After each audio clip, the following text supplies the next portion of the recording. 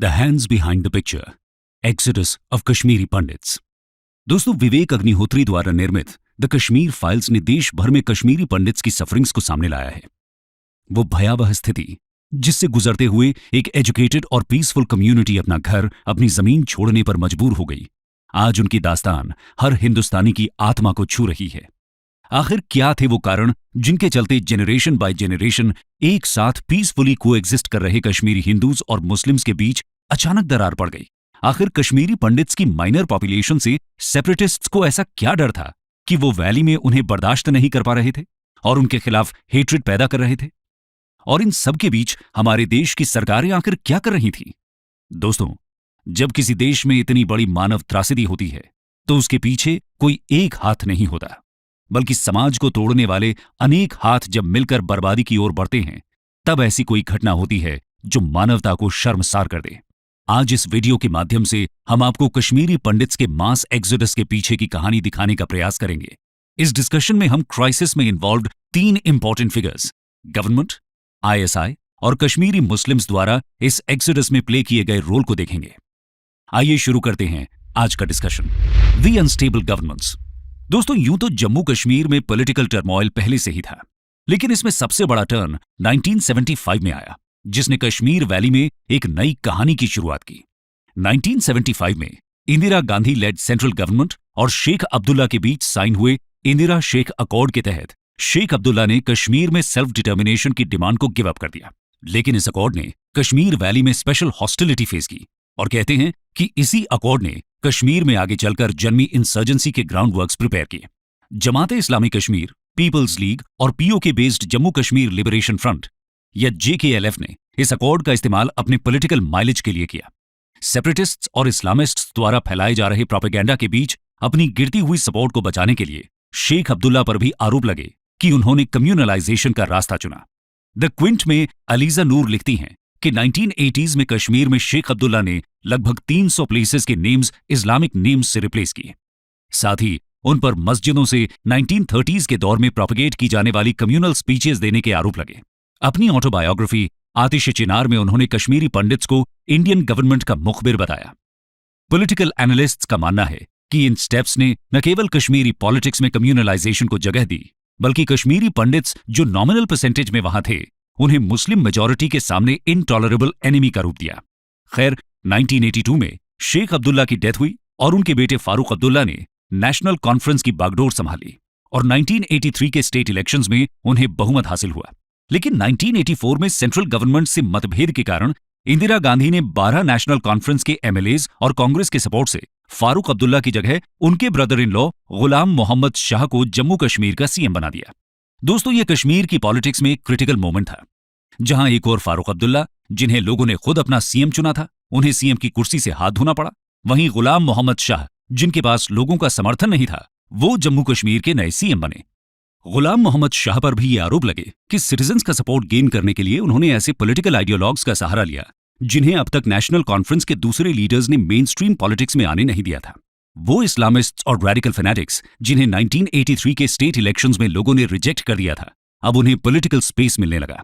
Extremists और सेपरेटिस्ट्स अब आम लोगों के बीच एक उभरते हुए पॉलिटिकल पावर का फेस बनने लगे थे। गुलाम मोहम्मद शाह के क्रिटिक्स का मानना है कि उन्होंने रिलीजियस सेंटिमेंट्स को प्रोवोक कर अपनी पॉलिटिकल लेजिटिमेसी एस्टैब्लिश करनी चाहिए। 1986 में जम्मू के न्यू सिविल सेक्रेटेरिएट एरिया में एक एंशिएंट हिंदू टेम्पल के प्रेमिस में गुलाम मोहम्मद शाह द्वारा मस्जिद बनवाने का फैसला स्टेट के लिए डिजास्टर साबित हुआ। इस डिसीजन के अगेंस्ट जम्मू, जहां हिंदूज की सिग्निफिकेंट पॉपुलेशन थी, वहां वाइड स्प्रेड प्रोटेस्ट्स देखे गए।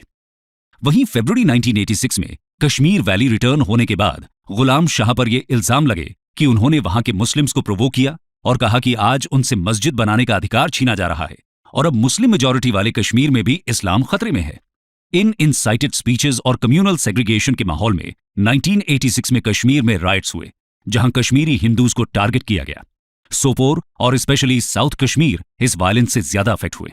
दोस्तों, चौंकाने वाली बात यह है कि अनंतनाग राइट्स को लेकर द कैरावैन में छपी एक रिपोर्ट के अनुसार इन दंगों में इस्लामिस्ट्स और सेपरेटिस्ट से ज्यादा कश्मीर की सेक्युलर पार्टीज का हाथ था, जो मुस्लिम मेजॉरिटी स्टेट में कम्युनलिज्म स्प्रेड कर पॉलिटिकल माइलेज गेन करना चाहती थी। लेकिन शायद उन पार्टीज को यह पता नहीं था कि नफरत के जो बीज वो आज बो रहे हैं, वो कुछ सालों में हिंसा के ऐसे पेड़ की तरह उगेंगे जिससे कश्मीर की पहचान बदल जाएगी।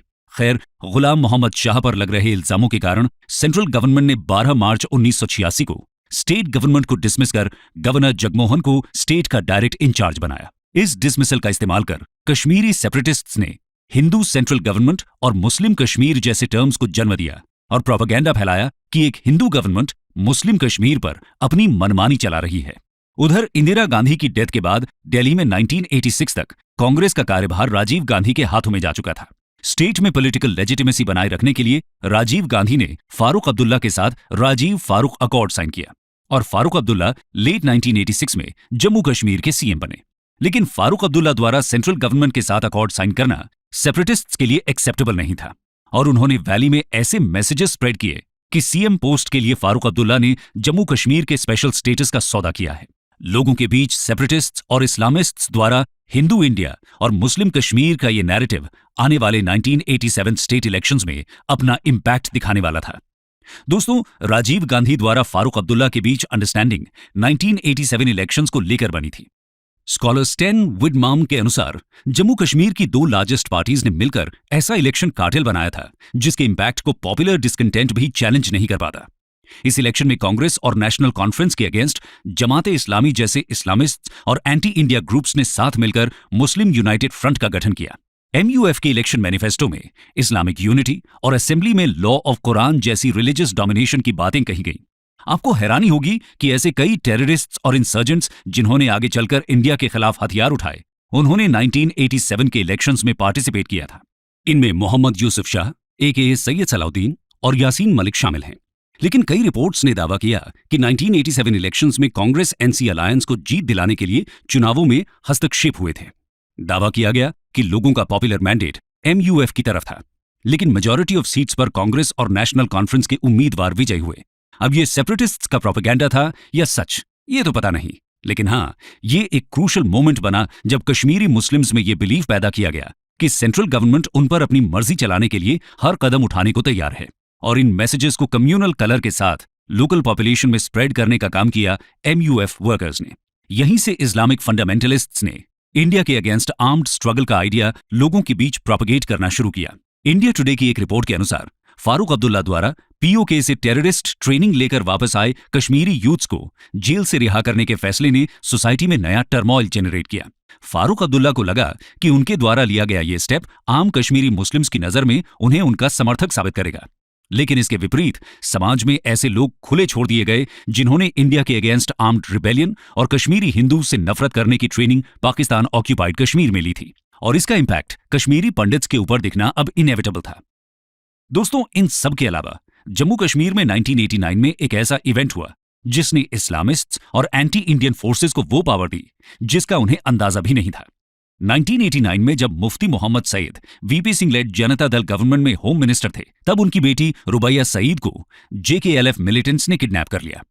मिलिटेंट्स की डिमांड थी कि जेल में बंद 5 JKLF टेररिस्ट को रिहा किया जाए। रुबैया सईद के बदले गवर्नमेंट उन 5 टेररिस्ट को रिहा करने के लिए तैयार हो गई।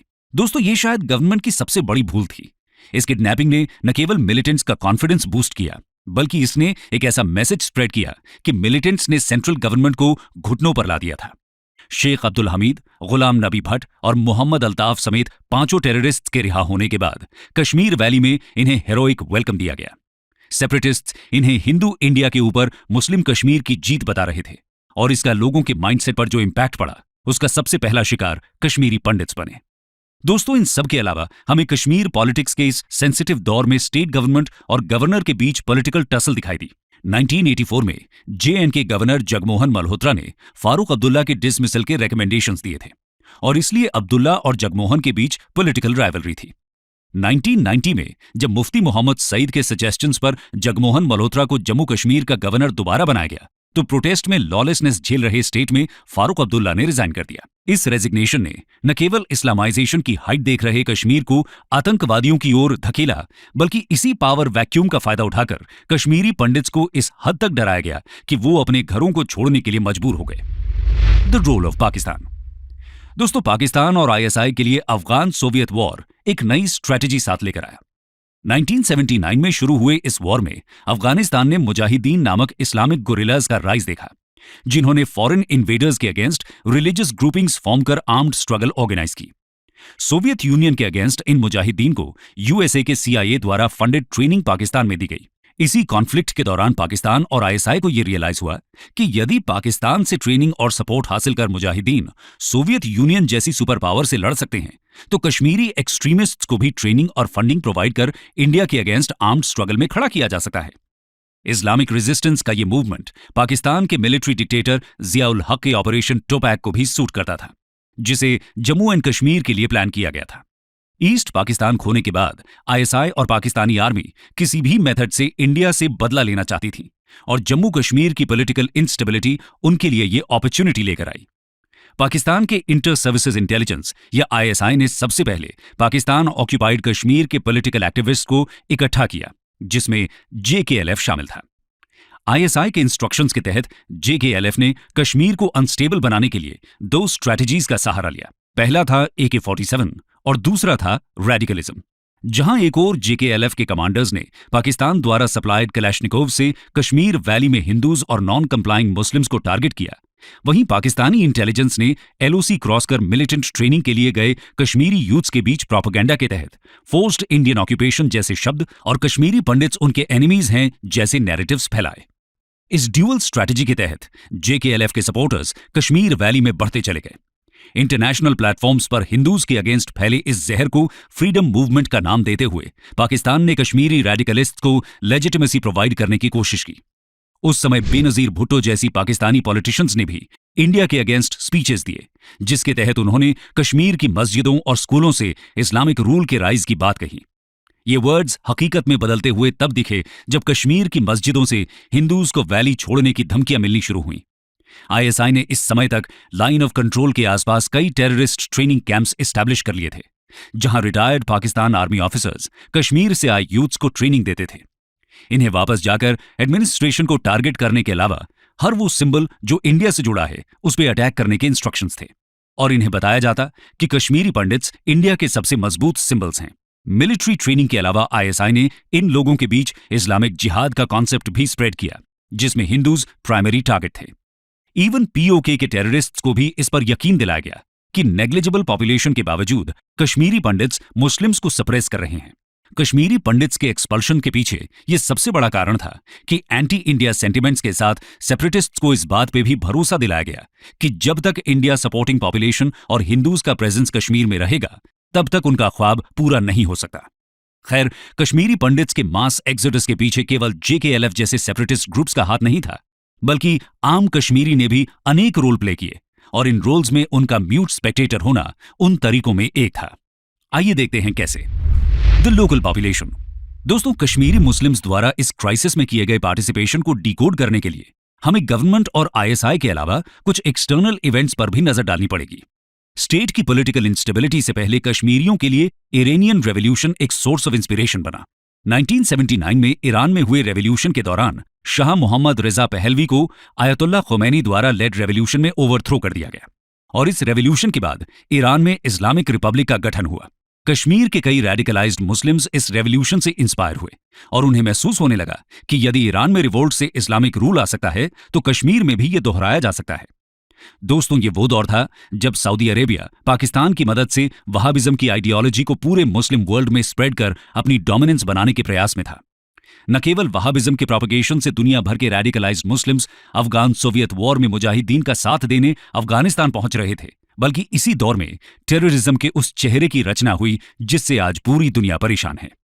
कश्मीर में भी इसका इंपैक्ट हुआ, जहां वहाबिज्म के पहले सूफिज्म फॉलो किया जाता था। वो सूफीज जो रिलीजियस डिफरेंस की बाउंड्री को ट्रांसेंड कर लोगों के बीच ब्रदरहुड का मैसेज स्प्रेड किया करते थे। लेकिन वहाबिज्म के स्प्रेड ने न केवल कश्मीर में म्यूचुअल कोएग्जिस्टेंस रिजेक्ट किया, बल्कि इस्लामिक कैलिफेट जैसे आइडियाज के लिए ग्राउंड्स भी प्रिपेयर हुए। कश्मीरी पंडित्स के एक्सोडस का ये एक प्रमुख कारण था। दोस्तों, इन सब के अलावा कश्मीरी मुस्लिम्स द्वारा प्ले किए गए रोल को समझने के लिए हमें ध्यान देना होगा कि किसी इंसर्जेंसी या ह्यूमैनिटेरियन क्राइसिस में माइनॉरिटीज पर हो रहे अटैक्स के अगेंस्ट मेजॉरिटी की खामोशी भी एक समर्थन होती है। अब वो खामोशी इंटेंशनल हो, डर के कारण हो, या इस बात पर यकीन करते हुए कि पावरफुल फोर्सेस अपना काम कर ही लेंगी, हमें बस चुप्पी बनाए रखनी है, इससे कोई फर्क नहीं पड़ता। साथ ही हमें कश्मीरी मुस्लिम्स के इन्वॉल्वमेंट को देखते हुए इस बात को भी समझना होगा कि इंसर्जेंसी और पंडित्स के एक्सोडस के दौरान वो मुस्लिम्स भी टारगेट हुए जो सेपरेट कश्मीर के आइडिया के खिलाफ थे या फिर प्रो इंडियन विचारधारा रखते थे। कांग्रेस जैसी प्रो इंडियन पॉलिटिकल पार्टीज के मेंबर्स पर भी कई अटैक्स हुए। जमात इस्लामी कश्मीर, जेकेएलएफ और डोमेस्टिक इंसर्जेंट्स के नेकेड टेरर को देख कश्मीरी मुस्लिम्स ने पंडित्स के कॉज को लेकर कोई विजिबल रिएक्शन देने से इनकार कर दिया। या तो वो चुप रहे या उन्होंने सेपरेटिस्ट का साथ दिया।